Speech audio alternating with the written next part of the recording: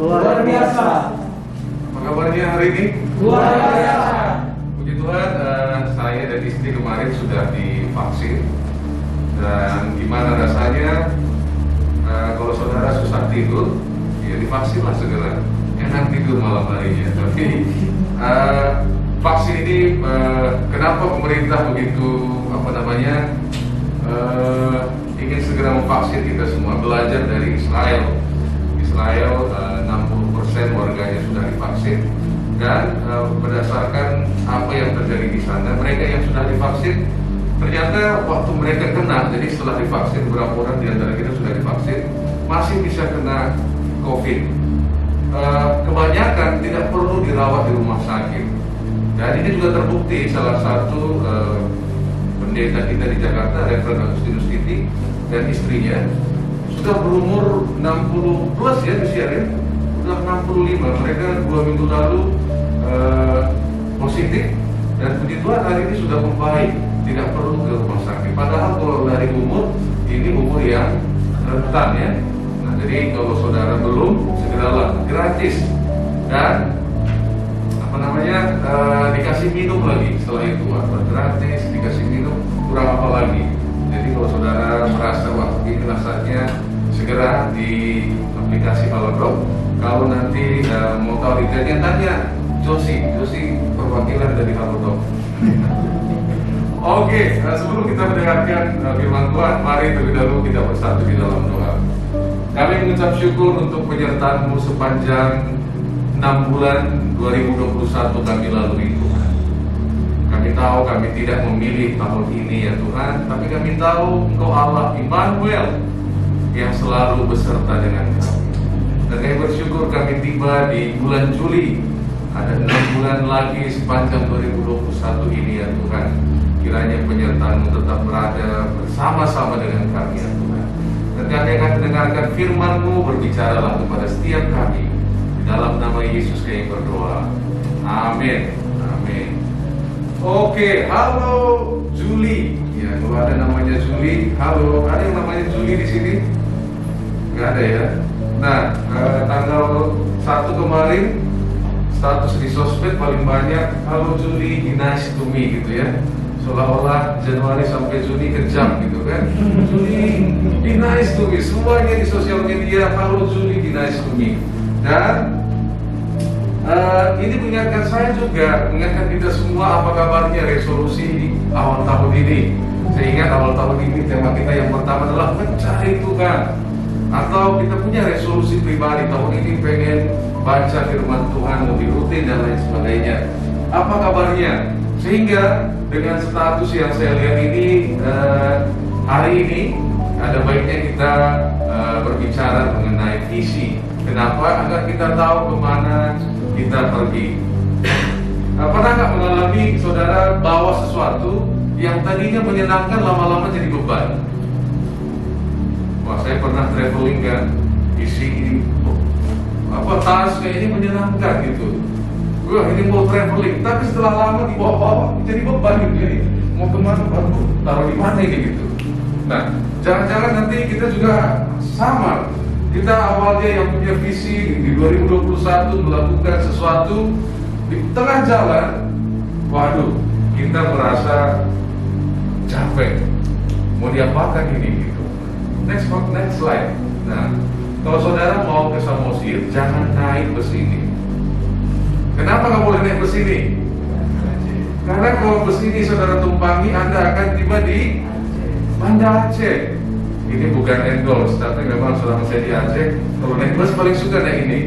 Ya, ada bus yang lebih bagus dari ini, tapi nggak tahu saya lebih sering naik lagi. Nah, jadi kalau kita mau ke Samosir, jangan naik bus pelangi.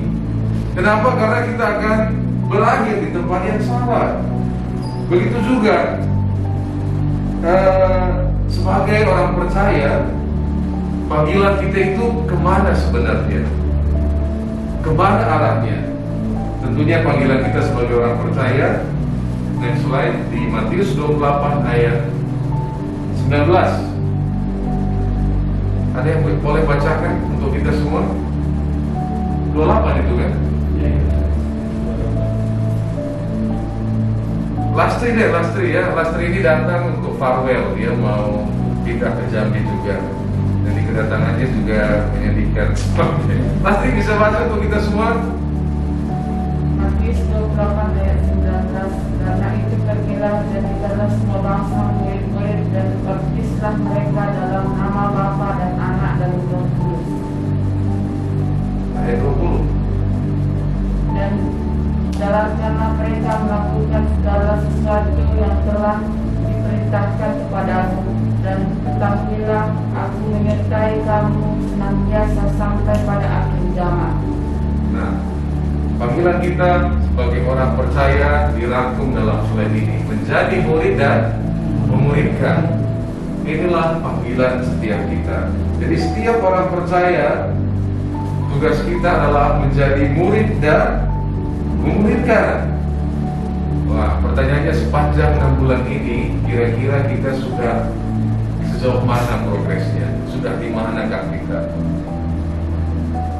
Salah satu tugas murid yang paling penting apa? Tugas siswa yang paling penting. Kalau misalnya kita kuliah, nilai apa yang paling tinggi? Nilai apa? Iya, nilai A. Nilai A itu kan bisa dari tugas, dari ujian. Nilai apa yang paling tinggi? Nilai apa? Ketaatan. Ya, waktu bangunan kehadiran mungkin ya. Taat untuk hadir ya. Bangunan luar biasa istilahnya. Kalau saya kuliah, ada dosen saya itu yang kehadiran aja sudah 70%. Artinya saya nggak ngerjain tugas, nggak ikut ujian, sudah 70%. Ya, kalau 70% C ya, Bu Prof. Ya, minimal sudah dapat C. Hadir aja sudah C. Hadir itu adalah tugas seorang murid. Nah, setelah hadir, kalau hadir saja, waktu dengar pastilah ada nempel ya kan.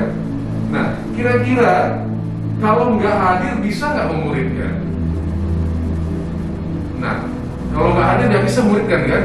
Kalau misalnya anak saya Yorin, ada nggak gunanya saya daftarkan langsung ke USU? Ngapain sih Yorin repot-repot SD SMP, langsung aja USU? Emang biaya, ada nggak gunanya? Nggak ada gunanya, justru merusak Yorin. Kenapa? Karena dia mempelajari apa yang dia tidak tahu. Ya, waktu Kak Prisil bilang, wah ekspres dia sama dengan, waduh aku rusak jadinya.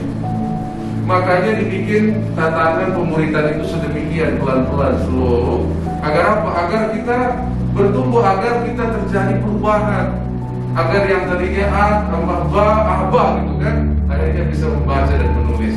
Jadi ketiga putri saya nggak ada gunanya. Kalau ekonomi itu kan ngapain ya repot-repot kan? Ya Bang Armani langsung aja diantar USU ke dokteran gitu kan, kasihan. Itu makanya ada progresnya. Hadir adalah tugas kita. Nah, dan apa saja di NLAC tidak hanya ibadah minggu, kita punya beberapa kegiatan. Yang pertama itu sekolah minggu. Jadi waktu kita sedang beribadah tadi pukul 9, anak-anak sekolah minggu juga sedang beribadah, dan itu sudah disiapkan oleh tim sekolah minggu. Jadi di balik layar ini ada tim sekolah minggu yang sudah record. Dan kita juga ada komsel di tempat Bang Tampung, ada Alfa. Nah, Alfa kita ini menarik, bahkan yang dari Malaysia pun ikut. Tapi yang dari NLAC masih banyak yang belum ikut ya. Waduh, ada FCB, Fellowship, Ceria, Bahagia. Nah, apalagi ada latihan, ada kunjungan, ada morning prayer dibahas setiap Sabtu. Nah, kemarin itu ada morning prayer di klaster 4 gereja ini. Dan bulan depan kita adakan lagi di tanggal 7 Agustus hari Sabtu, pembicaranya Din Timothy Song. Jadi Din akan berbicara kepada kita, dan ada ibadah minggu. Dan semuanya ini untuk apa? Untuk membantu kita menjadi murid Kristus. Dan setelah kita belajar di sekolah, apa yang terjadi? Agar kita paham pelajaran itu apa yang next step-nya. Ada ujian kan? Iya kan? Ada ujian, bisa nggak? Itu ya, Yorin sudah bisa membaca. Kalau kita berbicara misalnya tentang kasih atau kesetiaan, maka diantara kita akan bisa ada ujian diantara kita. Kira-kira bisa nggak saya melakukan apa yang saya pelajari? Di mana? Ya di sini kita mempraktekannya di mana? Ya di tempat ini, di kelas kita. Kan waktu ujian juga di kelas kan? Kayak waktu tes ya, ini anak SD tesnya di USU itu. Nah mungkin tesnya di tempat itu bisa nggak, paham nggak dia? Dengan rintangan itu bisa nggak? Agar apa? Agar kita naik kelas. Nah setelah naik kelas dan seterusnya, sehingga kita berproses menjadi guru. Nah pertanyaannya, selain ibadah minggu, sudahkah kita terlibat dalam kegiatan-kegiatan ini? Kalau belum, ayo segera terlibat. Siapa saja yang bisa menjadi murid Kristus? Siapa saja yang bisa kita muridkan? Bang Josi akan putarkan film ini tentang ada dua orang putri ya, yang merasa bosan dalam hidupnya. Kasihanlah pokoknya, sedih. Dan lihat siapakah mereka?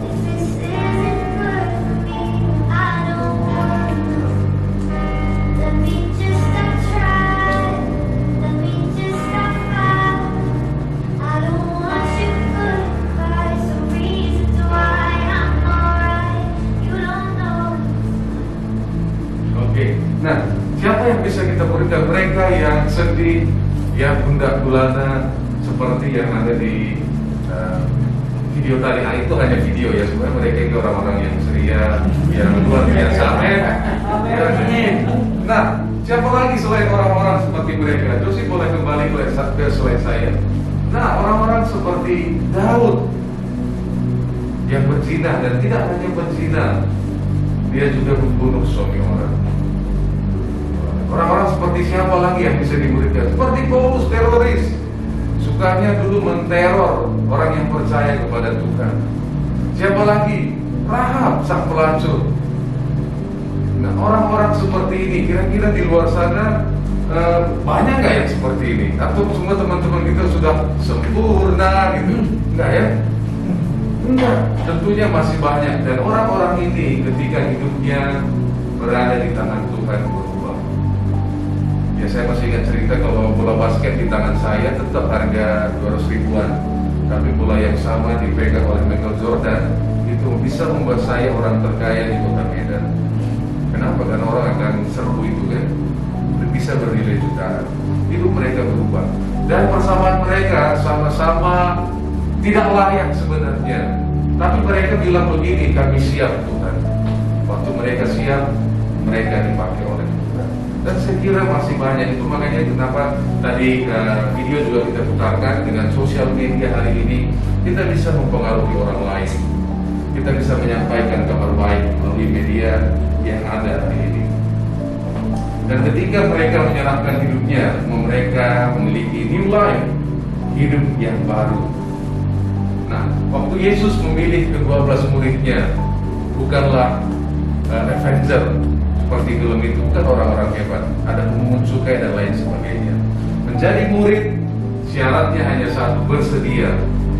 Nah, kalau kita bersedia, sudah gak ada lagi yang lain. Yang lainnya Tuhan bisa terima. Nah,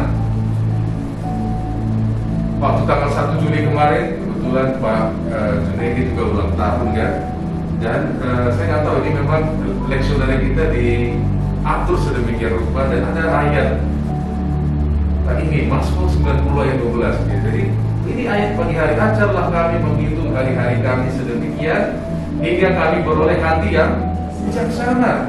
Jadi hati yang bijaksana itu waktu kita menghitung hari-hari kita. Dan saya baca artikel tentang ini. Jadi ada seorang anak muda karena dia sakit, dia coba ada website namanya deathclock.com, menghitung berapa lama lagi dia hidup. Dan dia masukkan datanya, dan setelah itu di website itu ditunjukkan dia hidup 18 tahun lagi. Karena memang dia punya penyakit, dan dia telepon dokternya. Kira-kira dengan keadaan saya ini berapa lama lagi saya hidup, dok? Dia paling lama kurang lebih 20 tahun. Jadi dia merasa sama kan? Nah, di website itu coba tunjukkan next slide dosis. Nah, kira-kira begini. Tidak hanya tanggal kapan kita meninggal dan tahunnya, tapi detiknya juga dihitung. Nah, kalau ini saudara lihat, Mei 8 2055 itu saya. Jadi saya juga agak takut kemarin saya isi datanya, lahir tanggal berapa, berat badannya berapa, tingginya berapa, saya isi kan. Saya klik, soalnya pelan-pelan, saya takut hanya 5 tahun lagi gitu kan. Ternyata 2055 itu 34 tahun lagi. Wow, 34 tahun lagi, apa gitu kan. Dan itu ada 1 miliar detik lagi. Dan si anak muda ini, waktu dia tahu tinggal berapa detik lagi hidupnya, mulai hari itu dia memutuskan untuk menggunakan setiap detik yang dia miliki untuk hal yang berguna. Dan dia nggak menyesal masuk di sini. Kenapa? Ini membuat saya merasa hidup. Karena saya tahu saya akan menuju kemana. Nah, dilema kehidupan kita adalah dari kecil kan sampai sekarang kita disuruh apa? Mempersiapkan masa depan, ya kan? Kita maju ke masa depan. Masa depan kematian juga menanti kita kok di sini. Nah, kapan kita bertemu kita nggak tahu, ya kan? Ya, saya bersyukur, ya karena saya pernah positif, saya bersyukur hari ini saya masih hidup, itulah kira-kira. Nah, kapan kita ketemu di masa depan yang satu ini kita nggak tahu, tapi kita terus kan mempersiapkan masa depan, mempersiapkan hari esok. Dan si anak muda ini tadi merasa bersyukur dengan dia mengetahui bahwa waktuku tinggal sekian, dan aku memutuskan aku akan menggunakan setiap detik untuk hal yang berguna. Dan saya mengingatkan bahwa di Mazmur tadi dikatakan bahwa ajarlah kami menghitung hari-hari agar kita beroleh hati yang bijaksana.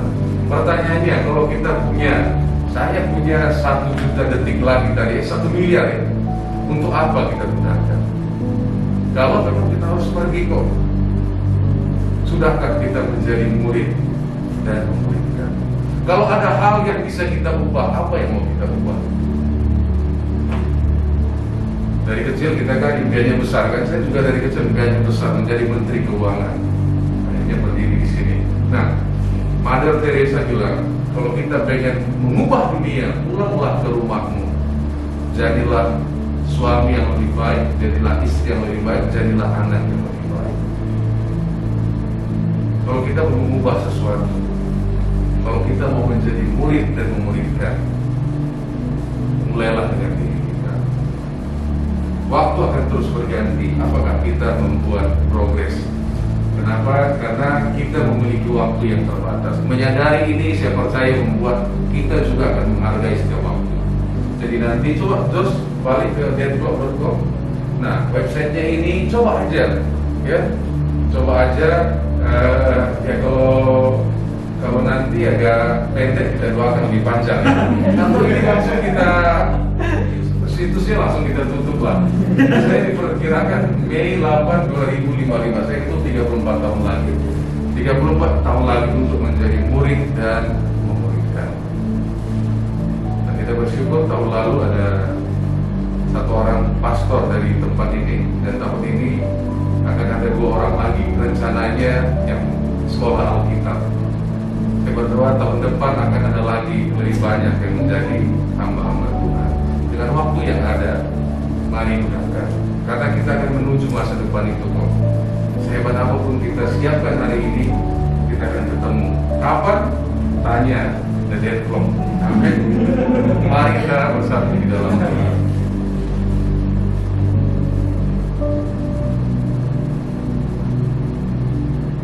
Biarlah firman-Mu berbicara kepada setiap kami, ya Allah. Dalam nama Yesus kami berdoa.